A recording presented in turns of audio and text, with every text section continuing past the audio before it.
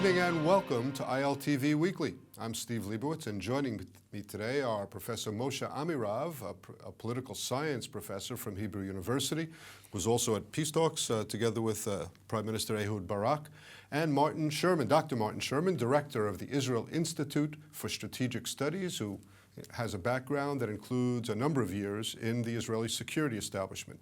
This is the final Israel Weekly while President Barack Obama is still in office, so it's a good time to have a look at his Middle East legacy. But first, we'll take a look at the Paris Peace Conference. Neither Israel nor the Palestinians attended the 70-nation Middle East Summit, which reaffirmed support for a two-state solution, condemned violence, and demanded a halt in settlement activity.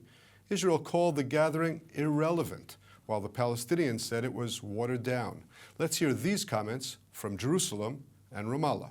Well, this conference is really a futile conference, and it's one which is going to push peace further back. It's a little bit like marriage counseling with neither the husband nor the wife present, but 75 diplomats from around the world trying to solve a complex and rather intimate conflict. I think it will be irrelevant, and I think it's a bit strange to try to concoct this in the last few minutes of this administration before a lot can and probably will change. And I think that it would be tremendously valuable for attaining the peace that we so desire, the peace of mutual recognition, of mutual respect, a peace that Israelis and Palestinians deserve. What would really help advance that peace is if the world can help convince the Palestinians to relinquish this fight against Israel. As it turned out, this was just a proclamation of statements of intent, of commitment to the two-state solution. It was slightly watered down because of several interventions to try to avoid concrete mechanisms or deadlines and to just call on both parties to go back to negotiations. The issue is not negotiations per se.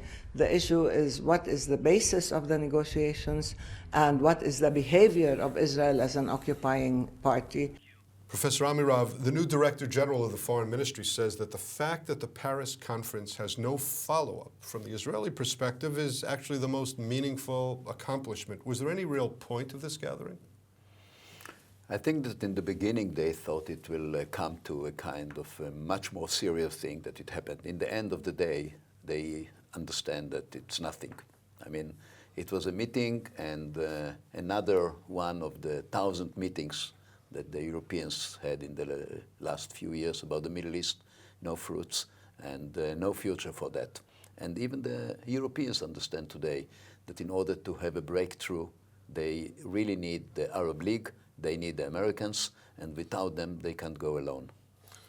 Dr. Sherman, didn't we have a golden opportunity that we missed here? Some of the opposition leaders were saying Israel should have gone to the conference. We should have taken the opportunity. We would have had 70 nations captive in the room so that we could explain to them what our policy is. Well, in principle, I always think it's wiser to engage than to disengage. But in this particular instance, I'm not sure that disengagement wasn't the correct decision, because as it turned out, the conference fizzled out, and there was really no point in attending it. But I think that we shouldn't underestimate the risk that there was in the conference. And why it fizzled out had nothing to do with Israel. It had to do with the elections in the United States, because I think it might have been a completely different kettle of fish if Hillary had won the elections. And Israel cannot rely on the fact that outside occurrences are going to save it from its failed policy of supporting a two-state. I think events like the Paris Conference, like the abstention, the US abstention at the UN recently, you can draw a straight line between those unfortunate events and another unfortunate event in 2009, Benjamin Netanyahu's embrace of the two-state solution. Because once you embrace a two-state solution, you lock yourself into an irresolvable dilemma. In order to secure Israel's safety and security, you cannot make the kind of concessions that you need for a Palestinian state. So you always have this gap between your declared intention of embracing a Palestinian state and your ability to take measures that will allow its establishment. And therefore, you look disingenuous and deceptive. And as long as Israel is going to hold fast, at least with lip service, to a Palestinian state, it's going to find itself the center of international censure.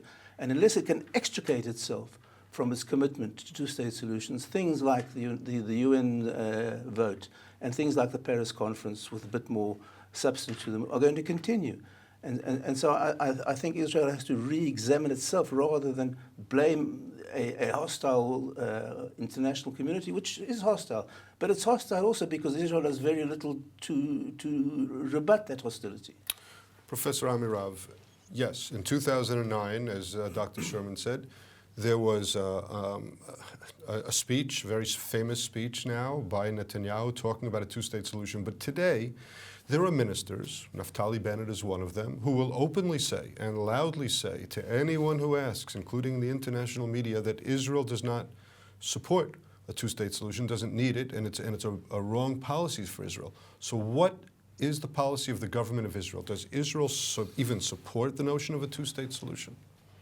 I think that the two-state solution is a fait accompli concept that was accepted and is accepted today by the majority of the Israelis, also the majority of the political milieu, not mentioning Netanyahu, who is still in favor. So this is really the only thing that is on the table. There is no other solution. There are some people, Palestinians and Israelis that I know, who said, no way, we don't want this solution. We want a one-state solution. But there are minorities today in Israel and among the Palestinians. So what is on the table is a kind of arrangement that it will have to be, in my opinion, together with the Arab states, the Arab League, the Europeans, and the Americans. Which Arab states would those be? Syria? No, but there are many other Arab states that... Saudi Arabia and so on. Well, what would a one-state solution look like? Well, first of all, I think you misunderstand that at some stage you have to admit things don't work. The idea of a two-state solution, which when it became a centerpiece of Israeli policy with the Oslo agreements, has been on the table for a quarter of a century. And it was Einstein who said that insanity is doing the same thing over and over again, expecting a different result. And George Santayana, I think, defined fanaticism as redoubling your efforts, having forgotten your objective. So the objective is not a two-state solution. The objective is peace and stability. And what we found is two-state solution undermines peace and undermines stability. And it's true that that's the only game in town. That's because of the impotence and incompetence of Israeli diplomacy. But there certainly are other alternatives. It's true that on the Israeli right, so-called right, more and more alternatives are emerging in the public debate. Unfortunately, in my opinion, many of the proposals by the Israeli right-wing are worse than the two-state solution. But the fact to say that the two-state solution is the only thing that doesn't work, I would challenge anyone to put down a map that would guarantee Israeli security and take into consideration that the signature of the agreement that you signed on that state may be replaced within weeks by a radical Islamist movement. So, and people say demilitarization. Demilitarization, of course, is a red herring. You don't need a militarized state to undermine socio-economic routine in the coastal plain in Israel. Gaza is supposed to be demilitarized. With tunnels and cheap high-trajectory weapons, you can totally paralyze the economic and social routine in the coastal plain. And the danger today is not an invasion by Arab armies, but ongoing attrition, as we saw in the last 4 engagements. As we mentioned in the introduction, you were together with Prime Minister Ehud Barak in the peace negotiations. There was a map presented. There was a deal that was in place, rejected by Yasser Arafat, presumably. So what would, still today, in 2017, if this two-state solution is to survive as a concept, what would it look like? First of all, I would like to correct the facts. In Camp David, it was a failure of 3 leaders. I want to remind you, the leaders are not existing anymore. I mean, it was Clinton and Barak and Arafat. They are not players anymore, okay?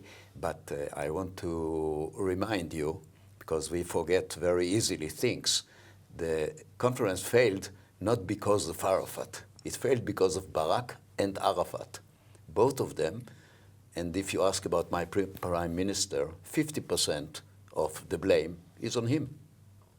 That's how it is in deals. What would it have looked like So in general we were very terms? very near to a solution based on the two-state solution then.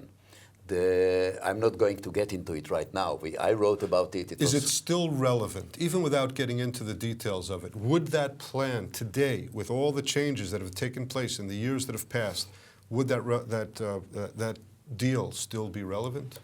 It's the only deal that is relevant because the majority of the world, the Arab states, the Palestinians, and the Israelis accept it. Now, when I say Israelis, I'm not speaking about. I'm speaking about the establishment, the majority of Israel. When I'm saying Palestinians, it's not all the Palestinians. The Hamas doesn't accept it, but the majority of the Palestinians. All right. Before we move on to another issue, Dr. Sherman. Yeah. Well, you know, I really don't know what happened at Camp David and how close we were to an agreement. But signing an agreement is not the point. I want to quote Shimon Peres from a book that he wrote in 1977, which unfortunately has never been translated into English. Because if you read it, you would have thought that Peres was a right-wing extremist. And he writes in this book called Tomorrow is Now, a programmatic book of how he saw the conduct of national affairs. He said the point is not signing an agreement with the Arabs. The point is implementing the agreement in practice. And the number of agreements that the Arabs have violated is not less than the number of agreements they've honored. This was almost a verbatim quote from Shimon Peres' book. So the point is not to sign an agreement and to withdraw. The question is, what do you do the next day? Are we going to give up Kalkilia, which abuts the Trans-Israel Highway, and Tulkarem, from which the terrorists who perpetrated the Park Hotel carnage came, also abutting the Trans-Israel Highway? Are we going to give up the Rantis village, which overlooks the main runway on Ben Gurion Airport? What are we going to do? Are you going to allow these people to run their own affairs, or you're not? And what do you do even if you have your co-signator who wants to honor the agreement? But what happens with the renegade forces? What happened in Gaza after we gave Abbas everything? You gave Abbas everything, and within a very short time, he was out and the Hamas was in. And I think many security experts would agree that if the IDF were to withdraw from Judea and Samaria, the regime would fall to the hands of the extremists. And you're doing that when the Jordanian regime is not really that durable. So you might have a situation where you have a jihadist entity stretching from the fringes of Tel Aviv to the borders of Iraq. Now, all right, I think the point was made clear, and since we only have this week to talk about the Obama legacy, since he'll be out of office by next week, look, based on talkbacks and making a sharp turn, based on talkbacks that we get from viewers, this is a very volatile and divisive issue, that of the legacy of Barack Obama, especially as it relates to Israel. Many supporters of Israel are convinced that the Obama administration was the worst 8 years possible, and their hatred of the outgoing president goes as far as accusations of anti-Semitism. Pro-Israel supporters of Obama are just as strong in their opinions, convinced that the president was a great friend of Israel, albeit with criticism of Prime Minister Netanyahu and Israeli settlement policy. In his final interview as president, Obama told 60 Minutes that the increase of Israeli settlements has gotten so substantial that it is inhibiting the possibility for an effective, contiguous Palestinian state. Obama dismissed the idea that there is a major rupture in U.S.-Israel relations after last month's decision to abstain from the Security Council vote condemning settlements. Obama told 60 Minutes, because of our investment in the region and because we care so deeply about Israel, we say to a friend, there is a problem. It can have long-term consequences for peace and security in the region and in the United States. Let's hear this comment from Times of Israel editor David Horowitz after I asked if he agrees with those who call Obama an anti-Semite. I don't think Obama's an anti-Semite. Is he anti-Israel? I think he sees himself as a friend of Israel, but I don't think he has any empathy for the notion of an Israel in anything other than its pre-67 contours. And I think he was kind of ideologically, willfully blind to some aspects of the challenges that we face. I think you're always going to find, I mean, in the case of Obama and in the case of Trump, and in sort of political dialogue in 2017, everything has become increasingly shrill, increasingly toxic, increasingly non-nuanced. And I think you can apply that in many contexts, certainly in the cases of Obama and Trump, but all the way across. The nature of public discourse nowadays has become so vicious and so, like I say, toxic, to everyone's detriment. By the way, often the reality and the essence of what matters is not at the extremes. You know, the devil is in the details, and you need to, and you can't just black and white everything. And I think, you know, the people who would dismiss Obama as just, you know, an anti-Semite who hated Israel. And by the way, the people who would say Obama was magnificent and never put a foot wrong, you know, and apply those same extremes, you're missing the point. Nobody's perfect. Nobody makes all the right decisions. People, you know, hopefully strive to find the correct path. And extreme criticism, like, you know, extremism itself is, you know, not terribly helpful. Dr. Sherman, President Obama and John Kerry both insist that they are friends of Israel, friends that believe that Israel's not heading in the right direction. Is that an accurate description or not?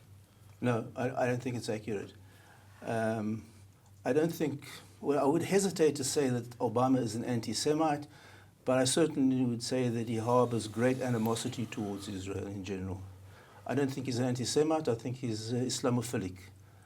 And I think he's the first president in the United States who's been unmoored from the Judeo-Christian foundations of the country, which were the basis for the warm and close Israel-American relationships. And I was listening to Horowitz's assessment, and he said it's become unnuanced. Well, I think it's an unnuanced conference. I think the conflict between Israel, or between the Jews and the Arabs over the Holy Land, is a very simple conflict. It's not complicated at all. And I think the attempt to try and present it as a complex conflict is not sophistication, it's evasion. Because at the end of the day, the bottom line is it's them or us. Not because we say that, because they say so. And you have to choose sides. And I think what happened was the ambivalence, to be charitable, the ambivalence of the Obama regime towards Israel endangered laying the foundations for the demise of Israel on two major issues. One is supplying the Iranian regime with a clear path to nuclearized ability, to weaponized nuclear ability.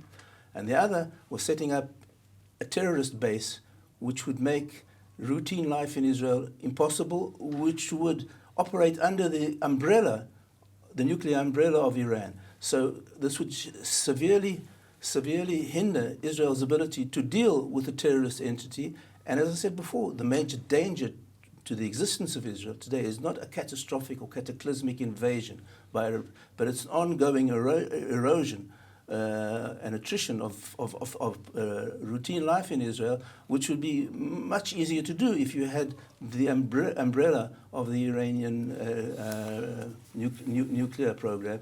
And so I think in many ways, Obama's Middle East legacy is endangering the existence of Israel. Professor Amirav, we have a president that gave a record-breaking military agreement to Israel, a man who physically came to Israel expressing his support of the country on countless occasions, a man who gave Israel time to fight the war in Gaza in just 2 summers ago. Do you agree with the assessment that he's unfairly attacking Israel? Definitely not. I would like to remind you that there was an American president who actually brought us peace with Egypt. Not only brought us peace with Egypt, he committed the United States to the sum of money, dollars, that we get every year, billions. It's not only the money. Jimmy Carter, you're referring to. Jimmy Carter. I mean, we know. And Jimmy Carter should get the prize of Israel because he gave Israel security. And what did Obama give Israel? Just a minute. I'm saying it because he is very hated by many Israelis today. He is called anti-Israeli. But I can't forget his contribution to Israel. He saved Israel in the sense that now we don't have to fight in two fronts. We don't have to fight anymore in the south. We have peace, thanks to him. We have billions of dollars, thanks to him. So we can curse him and we can say that he is the Carter anti-Semite. legacy we can discuss at another time, but what about the Obama legacy? One day, somebody will sit here and tell you, when he will look backward, that Obama was a great president for the United States and a very close friend to Israel. He was smart enough not to put his head in the swamp that Clinton did. Clinton was furious when he couldn't bring peace, because this was his dream. He was very pro-Israeli. And I think that Obama was smart enough to understand that if he will have a conference like that, he will not bring peace. Because in the end of the day, it's not up to Obama. It's up to our prime minister. It's up to the Palestinian prime minister. I mean, we have to have the two sides ready, and then we will have peace. It has nothing to do with Obama. We're just about out of time, but I do want to give Dr. Sherman a chance for a final statement about it. Well, first of all, I would be very wary about praising this magnanimous a gift of billions of dollars because, first of all, today, all of it goes back to America. In fact, there have been some very negative elements in this aid package that much of it cannot be translated into shekel, so we can't use the money in Israel for Israeli projects to improve our own in-house indigenous capabilities. But the Israeli government doesn't agree with you on this assessment. The Israeli government, I'm sure, does agree with me. It may disagree with me in its public pronouncements, but I'm sure the Israeli government agrees with me in substance that Israel can no longer develop its own industries with that aid. So I think we should look at this realistically. By the way, the President of the United States has to deal with a very strong pro-Israel sentiment in the country, both in the public, which is 4-1 pro-Israel compared to the Palestinians, and which hasn't been levered by Israeli diplomacy.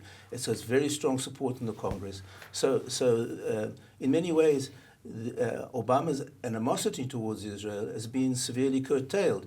But I really wonder what would have happened if Hillary had won and carried on the Obama legacy. I'm sorry we're out of time. It was a very interesting conversation for me as well. Sharp differences of opinion, certainly. And we didn't get to talk about the new Trump administration yet, but we have 4 years to do that. Well, that's all the time we have for this edition of Israel Weekly. Thanks to our guests, Professor Moshe Amirav and Dr. Martin Sherman. Until next week, thanks for being with us, and shalom from Israel.